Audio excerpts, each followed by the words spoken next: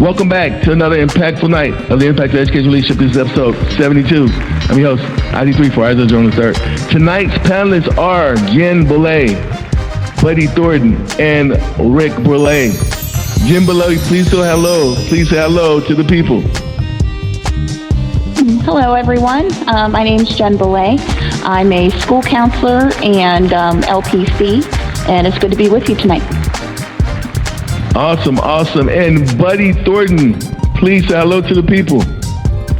Yes, good evening, panelist Isaiah and everyone listening to the podcast. It is an honor to be here from sunny Phoenix, Arizona.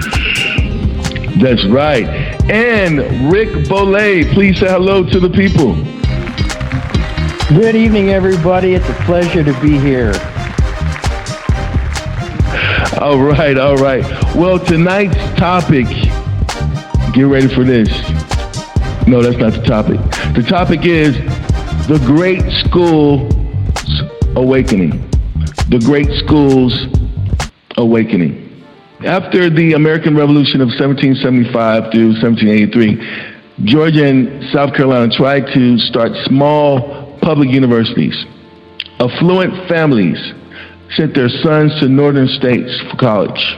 In Georgia, public county academies for white male students became more common. And after 1811, South Carolina opened a few free common schools to teach reading, writing, and arithmetic. Mostly, public schooling in rural areas did not extend beyond the elementary grades for either whites or blacks. This was known as 8th grade schooling. After 1900, some cities began to establish high schools, primarily for middle-class whites. In the 1930s, roughly 1/4 U.S. population still lived and worked on farms, and few rural Southerners of either race went beyond the 8th grade. That's until after the end of World War II. Tonight, we will have a discussion about the Great School Awakening that we're in the middle of now. We're in the middle of this evolution, in the middle of this pivot in the education system, not only in America, but in the world. With that being said, our first panelist for tonight, for this powerful, I think, discussion, is going to be Jenn Boulay. Jenn Boulay, please tell the listening audience a little bit about yourself and what you're doing currently. Currently, I am a school counselor, and I also just received my license as a licensed professional counselor. So I've worked both in the school setting, and I've also worked in private practice with individuals. So that's pretty much where I'm at right now. Absolutely. Thank you for that. You know, tonight's discussion is going to be geared toward the evolution of education during this digital age, during digital exploration. And this discussion is going to deal with school reform. It is going to deal with the progressive era. It's going to deal with influences of college, of public school education, of parochial schools, charter schools, choice schools, you name it, every gamut, every facet of education in those educational environments. With that being said, what's your long list of experience with different, I would say, demographics of education? You taught in Pennsylvania, you taught in the Midwest, you taught in Texas.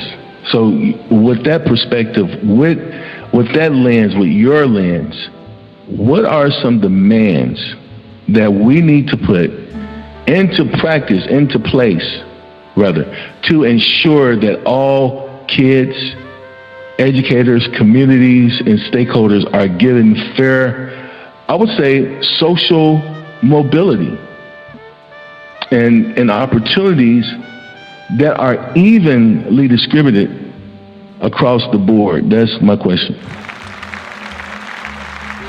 Well, I think when you look at that, it sounds complex and yet exceedingly simple at the same time. So let's start with the idea of mobility. So when we think about social mobility, basically the ability to change or move from one status to another. Within the concept of social mobility, there's different ways to move.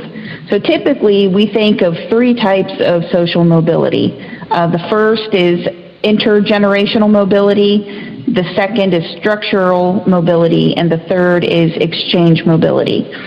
Intergenerational mobility is basically each successive generation achieving more than the last. So for example, great-grandpa was a farmer, dad owned a small store, he was a shopkeeper, and his son becomes the CEO for Kellogg's or, something big.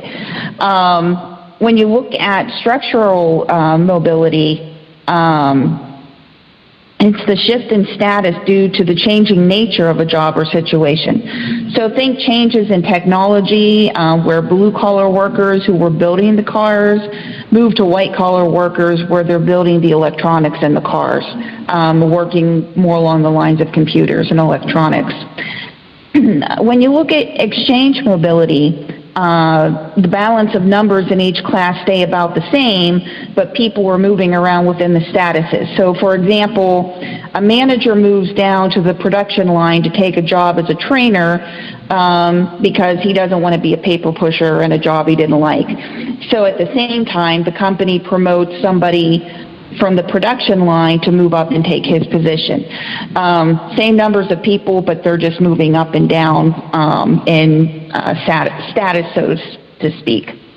And so when you look at those three primary concepts of social mobility, you have other types of mobility. You have horizontal mobility, vertical mobility, upward and downward mobility, and inter and intragenerational mobility. Which is basically with intragenerational mobility, a person changes positions throughout their life. So instead of, going from great-grandpa to great-grandson, now you're talking about the same person being a store clerk to a manager to a CEO, as opposed to grandpa, being a farmer and so on and so forth. And then, of course, with upward or downward mobility, you have people moving up or down, within their job. And I think one of the things we need to consider with upward and downward mobility, usually, that can be a significant change. So if somebody moves up, it's usually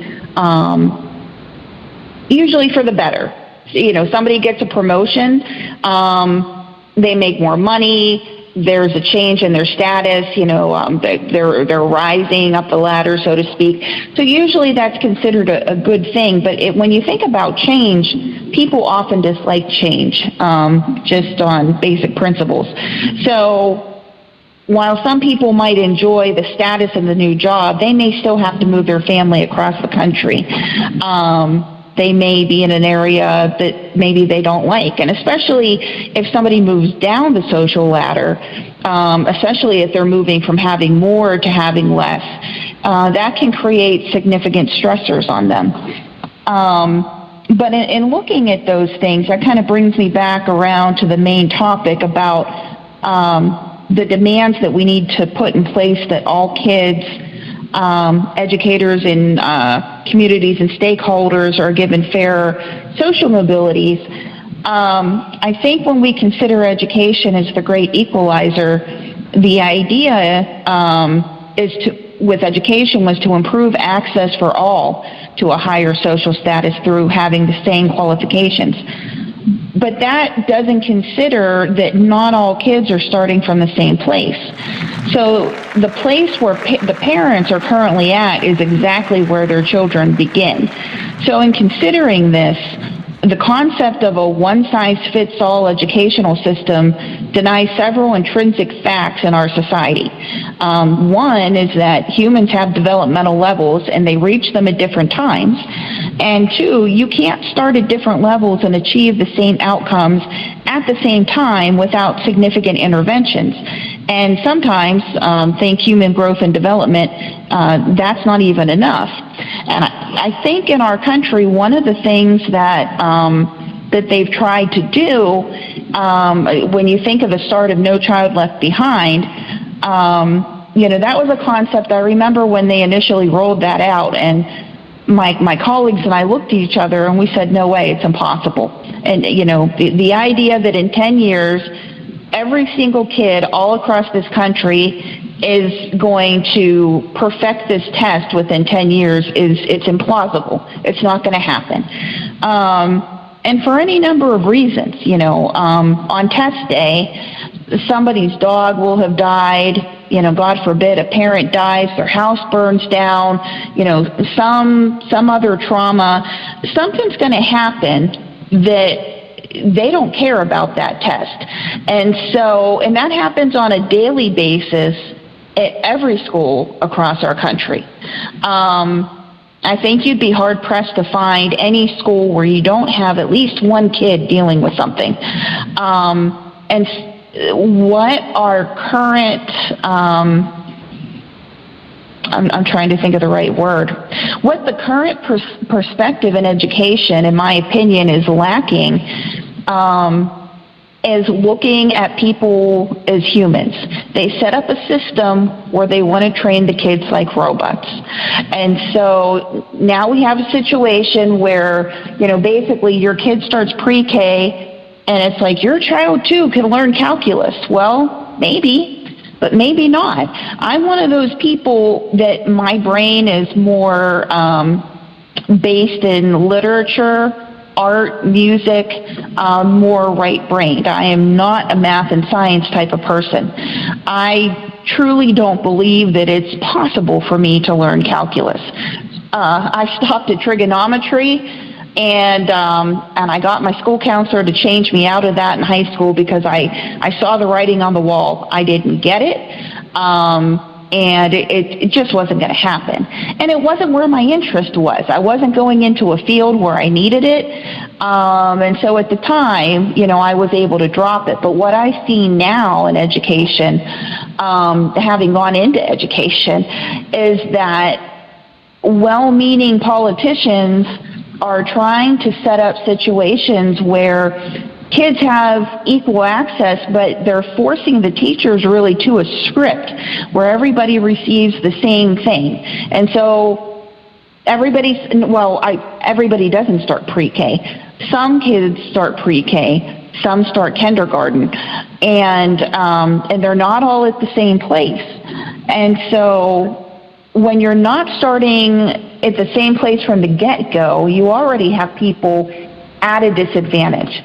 So they currently have things in line, in place, like RTI, response to intervention, and they have tutoring, and they have different groups where, designed to keep testing the kids to look for, where they're not as successful as their peers, and then they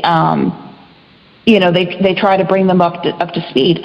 But the problem with that is that they just simply may need another year until they're developmentally ready. And so what we get are kids in, second and third and fourth and fifth grade who probably all they need is another year or two, but instead they're being pulled out into these smaller groups and they start to feel, like they're a personal failure. When you add in the mental health component of, society, we're in the middle of a pandemic and, all the daily things going on, you have stress and mental wellness is a factor into what kids are focusing on.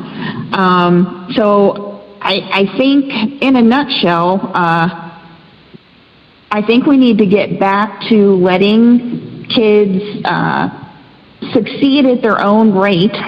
That's not to say that they should, be allowed to fail year after year, but I think it allows us to give them the time to reach their potential at their own pace without adding that stress and pressure to them that they're feeling like they're failing. And also increasing counselors, social workers, LPCs in the schools and the community to equal the mental wellness path before we just focus solely on education. You know, Mrs. Boulay, if the listeners heard what you said on the surface level, they would totally miss it. Before I even go into what you said, there's a quote, or there's an excerpt out of a book entitled The New Being by Paul Tillich, I think. But in chapter 9, he says, we may not grasp anything in the depth of our uncertainty, but that we are grasped by something ultimate which keeps us in its grasp and from which we may strive in vain to escape, remains absolutely certain. If you were to listen to what you just said on the surface level, you would totally miss something very key that you said. I heard your heart. I know you want change. I know you want reform. I know you believe that every child should have the opportunity to succeed. But what I heard you say was change has a process. And if change has a process, then that means that there are steps to changing. There are steps to mobility. There are steps to status. There are steps to finding the right direction. And you said, how do we find these steps? Through assessments, through emotional assessments, those EQs, those being aware of a student's mood before you can implement intervention, before you can talk about prevention. We must first know how that child feels. We must take out, like you said, the robotic teaching mechanisms or apparatus that is being used seemingly so that we can distribute or output a large number of graduates. Let's be real. But when I heard you speak, I felt like I was in a science lab. Why did I feel like I was in a science lab? Well, not because of the terms that you used, not because of how you took a question that was complex and you broke it down into small bite-sized pieces for anyone to consume. But as you were speaking, I could not help but think about what's going on in the world today. Today's date is what, March the 17th, 2021. Right now, NASA is doing is involving in space exploration, some of which that has never been done before on record. And with this space exploration, this is going to be used in school curriculum. This is going to be used as teaching concepts and precepts. I mean, there could be in the future, I'm just saying, there could be at some point a school on Mars. There could be a university on Mars. The way you took this question and you broke it down into bite-sized pieces definitely added value to this podcast. And I want to thank you so much, Mrs. Jenn Boulay, for adding value to this podcast. And I think that's a perfect segue. To the next panelist, by which is Buddy Thornton, the Positive Social Change Agent Pro. Buddy, please tell the listeners a little bit about yourself and what you're doing currently. Isaiah, I'm a graduate completion student at Grand Canyon University, finishing my doctoral dissertation. I have been a parent coach and a certified mediator since 2012, so 9 years now.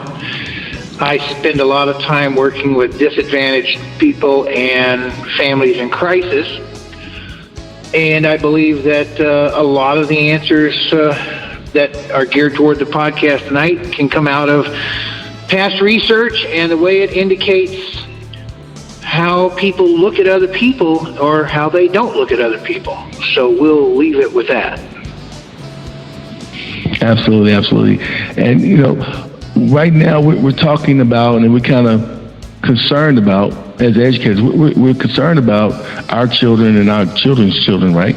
As it relates to college preparation, as it relates to the growth of human capital, as it relates to what's going to be new in academia, what's going to be new for teachers, what's going to be new for administration on the other side of COVID-19. How is higher education going to be used now?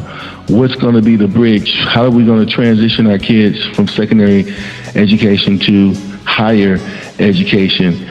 And what kind of money are we still going to be using? Land grants, or will it be something else? Even will the GI Bill still fit into the equation, right? Into this society. The question I have for you is,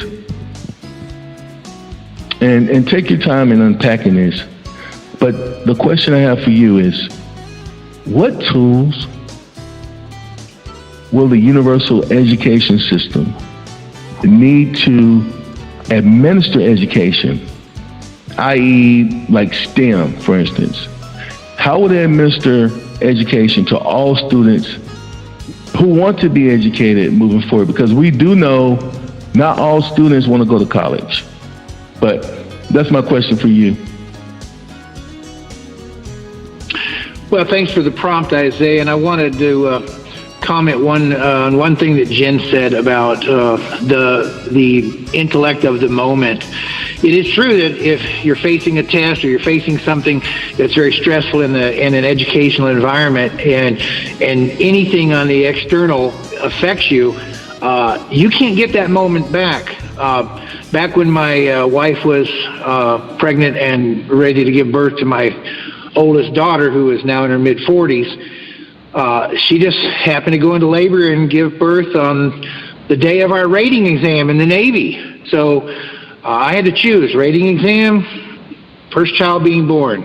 Obviously, I went to the hospital, and the Navy, in its infinite wisdom, decided that that wasn't a good enough excuse to be allowed to take a makeup exam. So I had to wait 6 months for the next rating exam period to take a rating exam and get a promotion.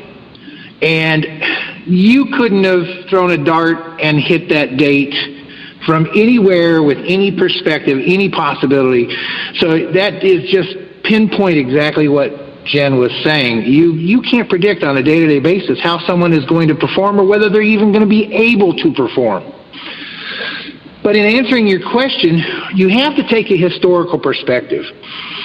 You detailed some highlighted points from the beginning of our country, and what it brings to mind is the modern concept of the innovation cycle. You've got your innovators, you've got your early adopters, you've got your regular adopters, you've got your late adopters, and then you've got your never adopters.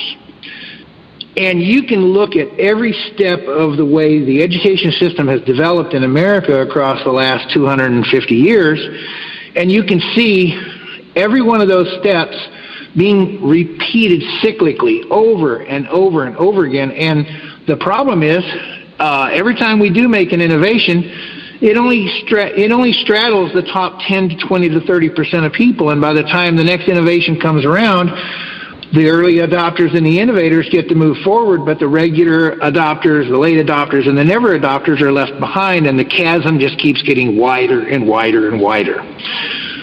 So you have to look at some external research and try to figure out, okay, how do we fix the problem? Because obviously in 250 years, we haven't come up with a concrete answer. And you have to look for a group that fits a research cycle that allows you to pinpoint and say, wow, why didn't we see this? It's playing right in our face. In not just America, but in Australia, in Canada, and other places where an indigenous group has been marginalized, and then based on some innovation or some social choice, those people are allowed to mainstream into the education cycle. In every situation, the first generation of indigenous people produced doctors, attorneys, politicians, leaders, CEOs, great people. The research shows us that intellect is thrust throughout humanity. It doesn't matter where you come from, who you are, what your characteristics are, what your birth situation is. Intellect is spread evenly across the human race. And so we have to look at that and understand, why is the education system failing at the rate that it's failing? Obviously, we have a lot of successes too, but there's so much failure, we have to focus on how do we bridge that. The number one thing is exactly what Jenn said. We need to stop cardboard cutting. We need to start putting people on their own cycle. There's nothing wrong with the system of bringing people forward within their peer group, but it puts pressure within the peer group. The people who are not getting it are being dragged along with the people who are getting it, and they are going along to get along. The simple solution is deep assessment of individuals, investing in the money, the time, and the educational resources to make sure that assessments are tied to capacity, competency, and the child's choice, the student's choice, not the choice of the parents, the choice of the student, not the choice of the teacher. Yes, you have to look at their competency, you have to look at their results, but if someone says, I really believe this is my focus, you have to give them the tools to either succeed or fail, and when they fail, you have to look at, did they fail or did I fail them? And those are the components that are hit or miss in our education system. There are certainly great teachers and great counselors and great administrators who are getting these things done, but it is not mandated. It is certainly not a universal factor across our entire education system. And part of the problem, obviously, stems from we believe that certain groups, especially those who are disadvantaged socioeconomically, are always going to be late adopters or never adopters, and we're just leaving them behind. And that's a disservice we have to address. But it starts with individuation and making sure that people are focused on as being people. Immanuel Kant, from far earlier than our history, he wrote most of the work that he did philosophically in the period of aristocracy, fiefdoms, and very layered society. But he had two imperatives. One is that if you're going to make a choice, you should make it based on whether it can be universal or not. And his second categorical imperative was people are to be treated not as a means to an end, but as a means to themselves. Show me in today's society where that is tied together. If every choice you make needs to be universal, then we need to make a universal choice to treat all students, all children, as a means to themselves, not to a means to an end for society. We need to tie those together and tie them to every child and give them the chance to actually be themselves. And I think that is the starting point for solving the problems in our education system. I must say I totally agree with that. There are some things that you said that I want to hone in on, but absolutely love that response. You talked about finding the right people or finding the right sample group, right, to do the research on, the target sample of the human subjects, if we want to be scientific.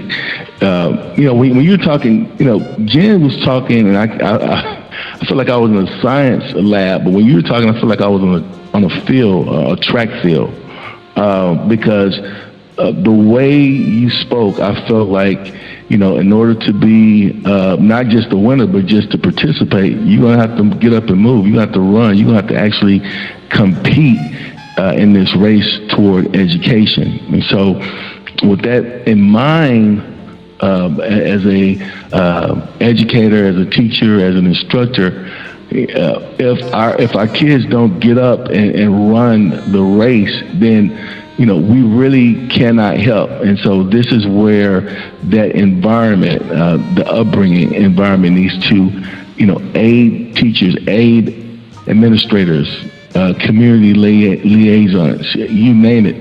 We have to have the help of those guardians, of those parents, because without their help, we cannot go into the home and motivate those children to come to school and do their work. Now, there are laws that are set up, truancy court, but that is pertaining toward attendance. Just because the student's attendance is marked doesn't mean that they're going to learn or that they are fully engaged. I like the way you pointed toward learning at your own pace. I believe that the asynchronous and synchronous learning platforms, is going to be a vital tool moving forward because you can measure differently now, and you can measure in a way. Yes, it's still time consuming and it's still demanding, but automation allows you to do so much more and dispense so much less energy than you physically going and doing all the things that automation can do. But again, that cycle that you mentioned and that Jenn mentioned, that cycle of repeating the same thing over and over again for the last 26 years. Yeah, I think it's funny, and I'm being sarcastic. I think it's funny that we can even bring now into the mix of education or the education system, the prison system. Because a lot of times people will go to prison and they will receive more education in that institution, in the prison institution, than they will in the free world. I think that's ironic that, that you went to prison to get educated. Now, I'm not kicking that. And of course, whatever it takes to get to where you need to be. But we have got to set in mechanisms. We have got to set in place guards or boundaries so that our kids don't have to get into that prison, the pipeline infrastructure, and they can bypass that experience, because we don't want our kids getting to experience what goes on in the prison system. But I don't want to get too far off the beaten path. I love what you said about not leaving children behind, and that's going to take a lot of work to do that. But thank you so much for adding so much value, as you always do, to this podcast, sir. And with that being said, our next guest is Rick Boulay. Mr. Boulay, please say hello to the people. And for the listening audience who hadn't figured it out yet, Jenn is Mr. Boulay's wife, his lovely wife. And so, Rick, please tell us a little bit about what you're doing currently. Well, besides loving my lovely wife, I am still teaching music in the Killeen Independent School District, and I am also the president of Killeen Educators Association and of Region 10 of the Texas State Teachers Association. So I'm helping to represent about 3,600 to 3,700 educators across Central Texas. Wow. This is the perfect question for you, I think. I was talking about, of course, the negative effects of the prison system, but also I think that's a form of segregation, that's a form of integration as well, right? And so that is inequality, right? And so that is a type of oppression, right, on different classes of people. We talked about social mobility.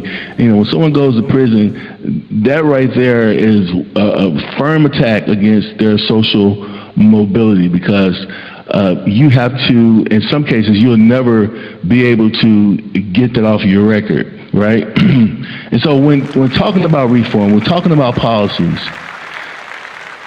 With your experience, I've seen you on news stations, news channels, in the public. I've seen you in community meetings, board meetings, union meetings, you name it. You have gotten your hands dirty. You have been vigilant. You have gone without sleep to support teacher unions. I've seen it. Matter of fact, that's how we met.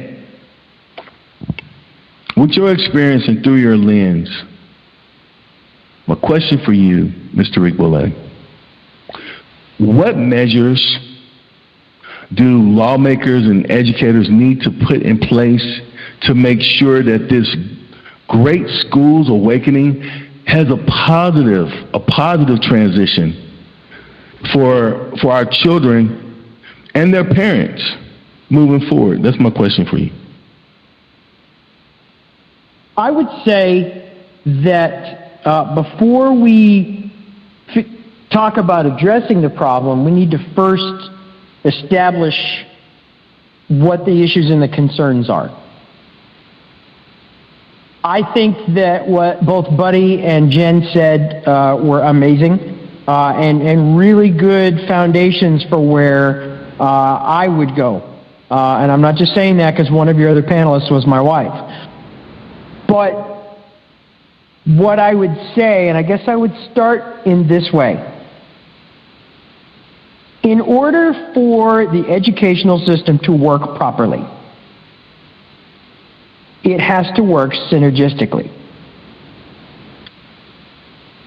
In that system, there are what I would consider to be 4 gears or cogs that make that system go.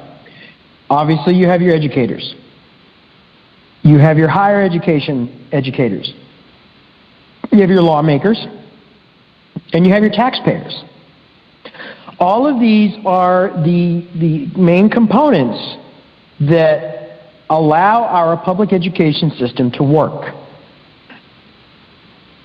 With that said, if the system is not working synergistically, it's not going to work properly. You can have the finest Swiss watch on the planet, but it's not going to run well if one of or more of its gears is damaged or worn or missing.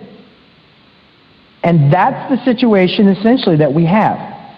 And I think part of the issue that we need to look at in terms of dealing with this is to understand what the goal is.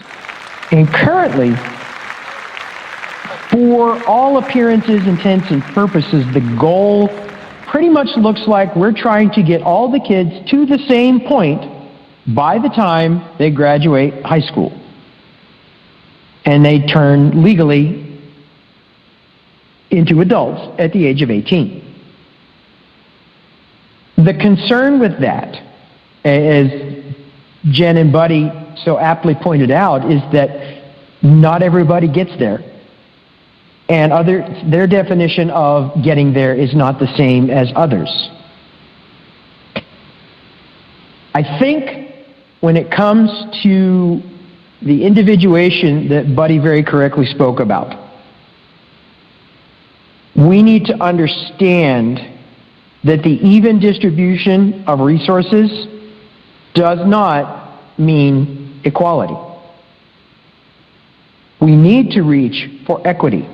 And reaching for equity, if we are going to use that focus of everybody hitting that same point of education at the same time, if we're going to use that as our goal, as our focal point, then we need to understand that some folks are just going to need more resources than others. And we need to accept that. So the idea of even distribution of funds will not lead to even learning, will not lead to educational equity. So one of my authors, one of my favorite authors, is named Glenn Stewart. And he had a statement that I'm going to paraphrase. And when we're considering how we go about this great awakening of schools, we cannot be deafened to the true intent and need of public education by our own fears. So let me take a moment and go through and talk about this a little bit. The method of learning, when we talk about going to Mars and the future, we need to understand that our method of learning has shifted from being able to memorize facts, to use them, to developing more advanced abilities to find them, parse through them, and apply them. So for educators, we need to stop reinventing the wheel and stop teaching in the old manners that we have been. We need to work on that individuation. I'll have to figure out how Buddy wants to pronounce that. Individuation, that's what he said. We need to make sure that when we're doing that, we're giving kids the tools to find the information and then know how to use it. Doing those things will allow our children to grow at their own pace and probably grow faster than if we tried to force feed it. And then we need to get to information to the higher education folks. And for those folks, I would say we're not going to reach the stars if all we do is teach people how to fly with a propeller. We are teaching in the higher education institutions in many cases, not all, but there are too many cases where they are teaching to an older style of education and teaching them how to educate in the old way. Teaching them all of the fundamentals, but not teaching them how to communicate them to people. Not teaching them about the interactions with people. Not teaching them some of the hard facts, that are not necessarily taught, like how to, we used to joke when I went through a college about, they never teach you how to run the copier. That applies to the classroom as well. There are things that are not taught in the classroom in terms of handling the classroom that should be taught. So we need to make sure once those educators get that information on here's the best way to do this, then our higher education folks need to teach that new technique or new techniques and teach that new pedagogy to the new and the current educators to provide opportunities for them too. For our lawmakers, I would say this. Televisions today are now reaching, in some cases, up to 8,000 pixels. But our public education screening and accountability systems are still in a vacuum tube. We love our higher definition TVs. We love the sharpness of the picture, the clarity, the detail. But why don't we like higher definition education? And I say that because most of what we do is funneled into generally one high-stakes accountability test. As Jenn mentioned, you're going to get some kid or kids that have bad days. And you can have a series of bad days in the stress of both teachers and students that are desperately trying to prepare for this because their funds, and in some cases their jobs, are tied to their performance on this one single test. That is not providing an accurate picture of these children, especially those who don't test well, especially those whose proclivities perhaps tend to things like, metal shop or wood shop or something other than what you will find on a standardized high-stakes test. So for lawmakers, the key, I think, is to find a way to make sure that the money that they are allocating isn't being misspent. But otherwise, they kind of need to get out of the way and not insert themselves so much into the realm of accountability that they end up interfering with the very product that they're claiming to improve. Which leaves me with the taxpayer. And to the taxpayers, I would say that it's kind of an oxymoron that so many of our highest endeavors, the biggest things that we do, including our military, are tasks and jobs that are performed by the lowest bidder. And the accountability trend that started around No Child Left Behind, and even before then really, has become dangerously close to becoming an embedded part of American educational psyche. And the taxpayers need to understand that, again, to provide equity, it's going to require resources. And they need to understand that their support, both at home and in the community and in terms of their taxes, is critical to public education. And they need to be willing to provide it and not get locked into the fear that their money is somehow being wasted. So, if we can get over these fears and these concerns that each individual institution has, and we can get to that goal of individuation and understanding, that Buddy said, and understanding what Jenn said in terms of, individuals being able to reach their peak potential, then we have the ability to really transform our educational system. But it's going to take us stepping outside of our own comfort box and, frankly, living in the comfort of our own fears. We become comfortable with our fears. We need to step out of that and allow the system to work together, to work synergistically in order for us to fully achieve that great awakening. For this time in the world, for this moment in time, shall we say, I don't think that question could have been answered any better. Tonight has been the beginning of a great awakening, the beginning of redefining this great society. Because if we don't redefine it, from what I'm hearing from each panelist tonight, if we don't begin to start redefining what we call a great society, we're going to lose it. Rick Boulay, that was amazing. That was an amazing response. We're out of time. I don't want to let this go, but Isaiah, let me throw one thing out there, because I think this ties up this, and it'll give Jenn and Rick both a chance to build on this foundation. When you are dealing with a child and you are trying to get them to understand a concept, and they look you in the eye and they speak from their heart and they say, "But Dr. Buddy, I ain't never gonna need that. I don't see any possibility I'm ever going to need that." Instead of forcing a concept down their throat, what's wrong with just listening and absorbing and entering their heart and understanding what it is they see that we don't see? We're educated. Of course we're educated. But you know what? They're living in their world. They have to build their own quality world.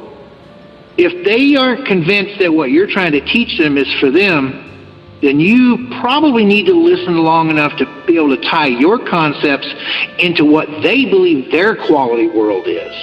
Because if you can't do that, you are never going to reach them. And this is coming from years and years and years of dealing with children who look at me and say, "I just want someone to understand my perspective." And they don't use those words, but if you get right into their heart and you listen, that's what they're trying to tell you. So I would take away, or at least in terms of my story, relay one from my own higher education, my student teaching clinicals. And my first segment, because as a music teacher, we're certified pre-K through 12. And I went into the first part, which was the elementary part, and I was dealing with a teacher who liked the way they were doing things. And, was continually, "You're not doing this quite right, you're not handling this quite right." And then finally, he looked at me and said, "You know what, I just want to see how Rick teaches." All right. So I did. I let fly. I planned it out. I got everything I thought needed to be done. The kids seemed to have a great time. And I thought, man, I really nailed this. And that teacher proceeded to light me up on everything that I did. And I came to realize that it was not like that teacher said it should be. It's not how they thought it should be.